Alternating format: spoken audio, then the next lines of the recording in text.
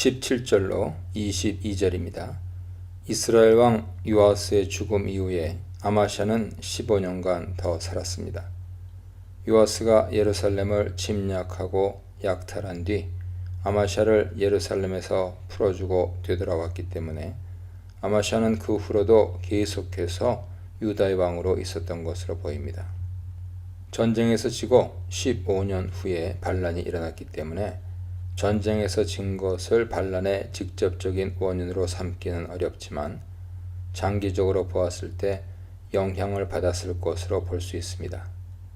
전쟁에서 진 이후 아마샤는 이전 권력을 회복하지 못하고 서서히 내부 갈등이 생기면서 반역이 일어났을 가능성이 크기 때문이죠. 여기서 화자가 반란을 일으킨 주동자나 세력을 직접 언급하지 않고 무리라고 한 것은 반란을 일으킨 사람들이 일부 반역 세력이 아니라 아마샤의 통치를 반대하던 상당수의 사람들이었기 때문일 것입니다. 반역을 당한 아마샤는 예루살렘에 있다가 라기스로 도망갑니다. 라기스는 아모리 족속이 살던 5성읍 중 하나로 예루살렘 남서쪽에 위치한 요새화된 큰 성읍이었기에 반란 세력을 막고 안전하게 몸을 숨기기에 적합한 곳입니다. 하지만 이 도주는 성공하지 못하고 아마샤는 이곳에서 죽임당합니다. 요새화된 성읍을 뚫고 들어가 아마샤를 죽였다는 것은 그를 잡기 위해 상당히 많은 군사가 보내졌음을 보여줍니다. 자객을 보내는 방법이 아니라면 요새화된 성읍을 공격하기 위해서는 많은 군사가 필요했을 것입니다.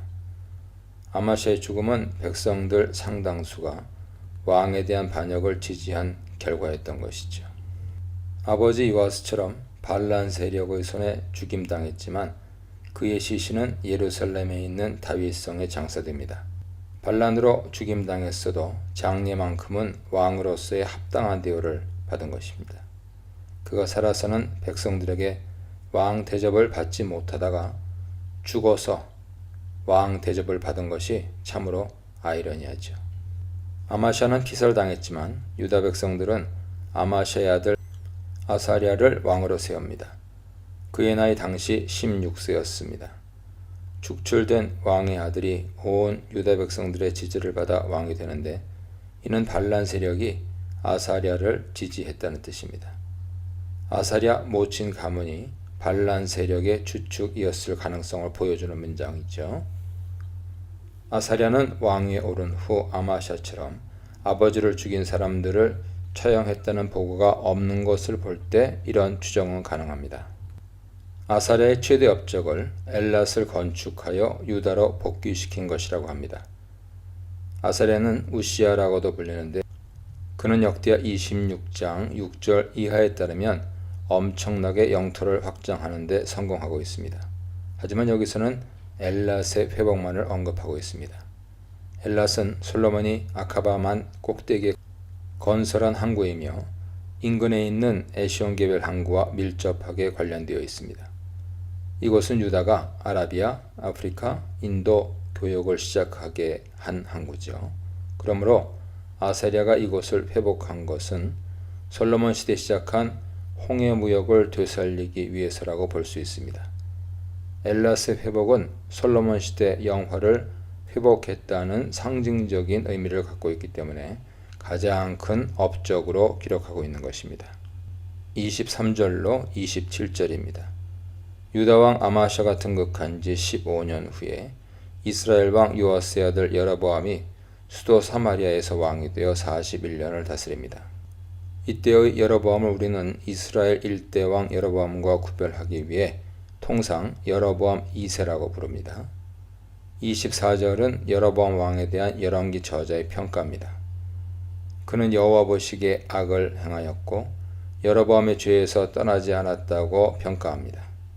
아모스와 호세아 선지자가 이방신을 섬기는 것과 단과 베델에서 제사 지내는 것과 정의를 행하지 않는 것을 비판하고 이스라엘에게 회개하라고 외치던 시기가 여로보암 2세 때입니다.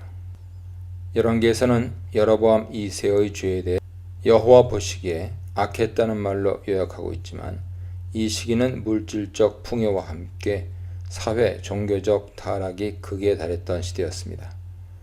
하지만 이때에도 하나님께서 이스라엘을 완전히 포기하신 것은 아니었기에 선지자들은 주로 회개하고 돌아오라는 메시지를 전했습니다.